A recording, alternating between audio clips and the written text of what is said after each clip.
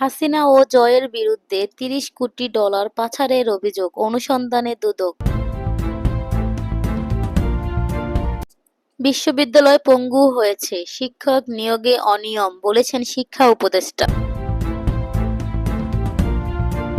দাবি আদায় না হলে তারা শাহবাগে অবস্থান নিয়ে কর্মসূচি চালিয়ে যাওয়ার ঘোষণা পোস্ট গ্রাজুয়েট ট্রেনিং চিকিৎসকদের। এতক্ষণ শুনছিলেন সংবাদ শিরোনাম, এবার বিস্তারিত। হাসিনা ও জয়ের বিরুদ্ধে ৩০ কোটি ডলার পাচারের অভিযোগ অনুসন্ধান করবে দুদক। সাবেক প্রধানমন্ত্রী শেখ হাসিনা ও তার ছেলে সজীব ওয়াজিদ জয়ের বিরুদ্ধে ৩০ কোটি ডলার পাচারের একটি অভিযোগ অনুসন্ধানে সিদ্ধান্ত নিয়েছে দুর্নীতি দমন কমিশন। দুদকের উপপরিচালক মোহাম্মদ আখতারুল ইসলাম রোববার এ সিদ্ধান্তের কথা বিডিনিউজ24.com-এ জানান। এর আগে গত বুধবার শেখ হাসিনা এবং তার পরিবারের সদস্যদের বিরুদ্ধে ওঠা দুর্নীতির অভিযোগ অনুসন্ধানে ৫ সদস্যের একটি দল গঠন করে দেয় দুদক। আওয়ামী লীগ সরকারের বিশেষ অগ্রাধিকারের ৮ প্রকল্পে শেখ হাসিনা সহ অন্যান্যদের বিরুদ্ধে ওঠা ২১,০০০ কোটি টাকার দুর্নীতি অভিযোগে অনুসন্ধান করবে ওই দল। একই দল অনুসন্ধান করবে রূপপুর পারমাণবিক বিদ্যুৎ কেন্দ্রে প্রকল্প ৫৯,০০০ কোটি টাকার দুর্নীতির অভিযোগ।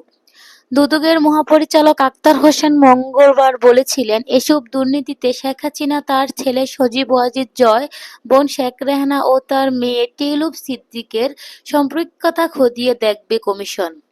রূপপুর পারমাণবিক বিদ্যুৎ কেন্দ্র প্রকল্প থেকে মালয়েশিয়ার ব্যাংকের মাধ্যমে শেখ হাসিনা, তার ছেলে সজীব ওয়াজিদ জয় ও ভাগ্নি টিউলিপ সিদ্দিকের $৫ মিলিয়ন লোপাটের অভিযোগ অনুসন্ধানে দুদকের কোনো অবৈধ ঘোষণা করা হবে না তা জানতে চেয়ে গত ১৫ ডিসেম্বর রুল জারি করেছিল হাইকোর্টের একটি বেঞ্চ। ২ দিন পর অভিযোগ অনুসন্ধানের সিদ্ধান্ত জানিয়ে দুদকের পক্ষ থেকে বলা হয়, আওয়ামী লীগ সরকারের বিশেষ অগ্রাধিকারের ৮ প্রকল্পে ২১,০০০ কোটি টাকা দুর্নীতির অভিযোগ পেয়েছে কমিশন। এছাড়া রূপপুর পারমাণবিক বিদ্যুৎ কেন্দ্রে প্রকল্প ৫৯,০০০ কোটি টাকার দুর্নীতির অভিযোগও দুদক হাতে পেয়েছে। প্রবল গণ আন্দোলনে আওয়ামী লীগের ১৫ বছরের শাসন অবসানের পর গত ৫ আগস্ট পালিয়ে ভারতে চলে যান সাবেক প্রধানমন্ত্রী শেখ হাসিনা। সে সময় বোন শেখ রেহানাও তার সঙ্গে ছিলেন। হাসিনার ছেলে সজীব ওয়াজিদ জয় যুক্তরাষ্ট্র প্রবাসী। দীর্ঘদিন তিনি ছিলেন প্রধানমন্ত্রীর তথ্য প্রযুক্তি বিষয়ক উপদেষ্টা, আর রেহানার মেয়ে টিউলিপ যুক্তরাজ্যের পার্লামেন্ট সদস্য। লেবার পার্টি ক্ষমতায় আসার পর তাকে যুক্তরাজ্য সরকারের আর্থিক সেবা বিষয়ক প্রতিমন্ত্রীর দায়িত্ব দেওয়া হয়। ছাত্র জনতার আন্দোলন দমাতে গণহত্যা সহ মানবতাবিরোধী অপরাধ সংগঠনের অভিযোগে হাসিনা, রেহানা ও জয়ের বিরুদ্ধে গ্রেপ্তারি পরোয়ানা জারি করেছে আন্তর্জাতিক অপরাধ ট্রাইব্যুনাল। এছাড়াও আন্দোলনের সময় হত্যার কয়েক ডজন মামলায় তাদের আসামি করা হয়েছে। বিশ্ববিদ্যালয় পঙ্গু হয়েছে, শিক্ষক নিয়োগে অনিয়ম, বলেছেন শিক্ষা উপদেষ্টা।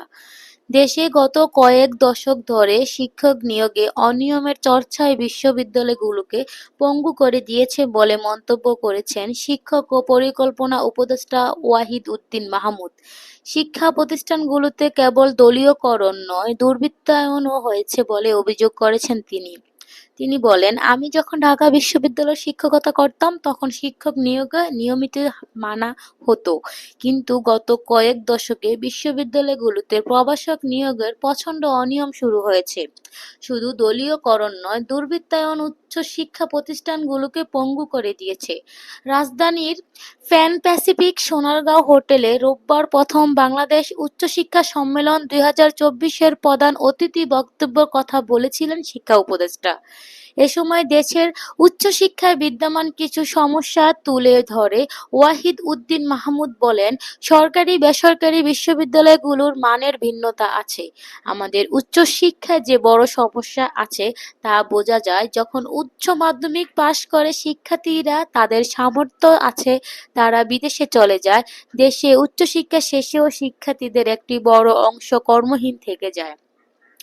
উচ্চশিক্ষিত বেকারের সংখ্যা আশঙ্কাজনকভাবে বেড়ে যায়। বিশ্ববিদ্যালয়গুলোর র্যাঙ্কিংয়ের সমস্যা আছে। পাবলিক বিশ্ববিদ্যালয়গুলোতে উচ্চশিক্ষার পরিবেশ নেই। এসব কারণ সবার জানা। জুলাই-আগস্টের অভ্যুত্থানের পর বিশ্ববিদ্যালয়গুলোর অভিভাবক শূন্য হয়ে পড়েছিল মন্তব্য করে তিনি বলেন, এ থেকে বোঝা যায় কিভাবে দলীয়করণ হয়েছে। এতে অনিয়মের পরও পাবলিক ও প্রাইভেট বিশ্ববিদ্যালয়গুলোতে বহু শিক্ষক আছেন যারা আন্তর্জাতিক মানের গবেষক। শিক্ষকদের দলীয় রাজনীতি, উচ্চশিক্ষায় দলীয়করণ ও অপরাজনীতির উদাহরণ হলো শিক্ষাঙ্গনে মেধার অবমূল্যায়ন। জামাল নজরুল ইসলামের মতো আন্তর্জাতিক মানের বিজ্ঞানী যখন ক্যামব্রিজ ছেড়ে চট্টগ্রাম বিশ্ববিদ্যালয়ে শিক্ষকতা করে সারা জীবন কাটিয়ে দিলেন, আমরা কি তাকে মূল্যায়ন করতে পেরেছি? অন্যদিকে ফের কর্মবিরতিতে ট্রেনিং চিকিৎসকরা শাহবাগে অবস্থান। মাসিক ভাতা 25,000 টাকা থেকে বাড়িয়ে দ্বিগুণ করার দাবিতে ফের কর্মবিরতি শুরু করেছেন পোস্ট গ্র্যাজুয়েট ট্রেনিং চিকিৎসকরা। এই দাবিতে রোববার দুপুর 1:30টা থেকে শাহবাগের সড়কের অবস্থান নিয়েছে শিক্ষকরা বিক্ষোভ দেখাচ্ছেন। ঢাকার বঙ্গবন্ধু শেখ মুজিব মেডিকেল বিশ্ববিদ্যালয়ের ট্রেনিং চিকিৎসক মাহফুজুর রহমান বিডিনিউজ24.com-এ বলেন, দাবি আদায় না হলে তারা শাহবাগে অবস্থান নিয়ে কর্মসূচি চালিয়ে যাবে। চিকিৎসকদের অবস্থানের কারণে রাজধানীর গুরুত্বপূর্ণ এই পয়েন্টে যান চলাচল বন্ধ হয়ে গেছে বলে জানিয়েছেন শাহবাগ থানার ওসি মোহাম্মদ খালিদ মনসুর। তিনি বলেন, 1:30টার দিকে চিকিৎসকরা শাহবাগ মোড় বন্ধ করে অবস্থান নিয়েছেন। আমরা কথা বলে তাদের সড়ক থেকে সরিয়ে দিতে সর্বোচ্চ চেষ্টা করছি। এর আগে সকাল থেকে ঢাকার বঙ্গবন্ধু শেখ মুজিব মেডিকেল বিশ্ববিদ্যালয়ের বটতলায় অবস্থান নিয়ে স্লোগান দেন প্রাইভেট পোস্ট গ্র্যাজুয়েট ট্রেনিং ডাক্তাররা। Post graduate private training doctors association সভাপতি চিকিৎসক জাবির হোসেন বিডিনিউজ24.com-এ বলেন, আমরা 12টা পর্যন্ত সময় দিয়েছিলাম সরকারকে। এখন সরকার যদি আমাদের সঙ্গে বসতে চায় তাহলে সেই দরজা খোলা, আর যদি বসতে না চায় তাহলে সমাধান হবে রাস্তায়। স্বাস্থ্য মন্ত্রণালয় থেকে আন্দোলনরত চিকিৎসকদের 6 জনের একটি প্রতিনিধি দলকে ডাকা হয়েছে বলেও জানিয়েছেন জাবির হোসেন। তিনি বলেন, আমাদেরকে ডেকেছে মন্ত্রণালয় থেকে, প্রতিনিধি দল নিয়ে আমরা সেখানে যাচ্ছি। ভাতা বাড়ানোর দাবিতে 2022 সাল থেকে আন্দোলন চালিয়ে আসছেন পোস্ট গ্র্যাজুয়েট ট্রেনিং চিকিৎসকরা।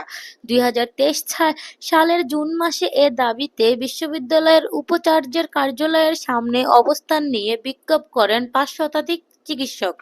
এরপরও বিভিন্ন সময়ে হাসপাতালের গেইটে, শাহবাগে এবং কেন্দ্রীয় শহীদ মিনারের সামনে অবস্থান নিয়ে তারা বিক্ষোভ করেছেন, পালন করেছেন গণ অনশন কর্মসূচি।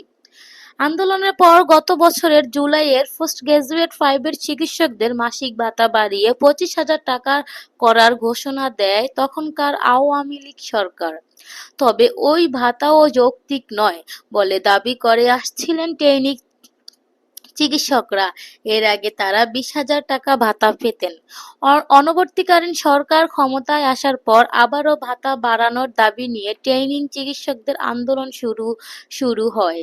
তারা বলেছেন, ভাতা বাড়ানোর জন্য বিসিপিএস, স্বাস্থ্য শিক্ষা অধিদপ্তর সবাই ভাতা বৃদ্ধিকে দাবিকে যৌক্তিক বলেছেন, এটি দ্রুত বাস্তবায়নের আশ্বাস দিয়েছেন।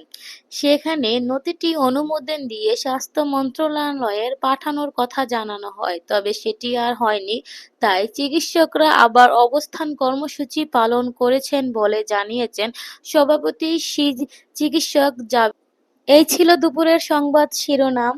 নিত্য প্রয়োজনীয় খবর পেতে আমাদের সাথেই থাকবেন। আমাদের চ্যানেলটি সাবস্ক্রাইব করে রাখবেন। ধন্যবাদ।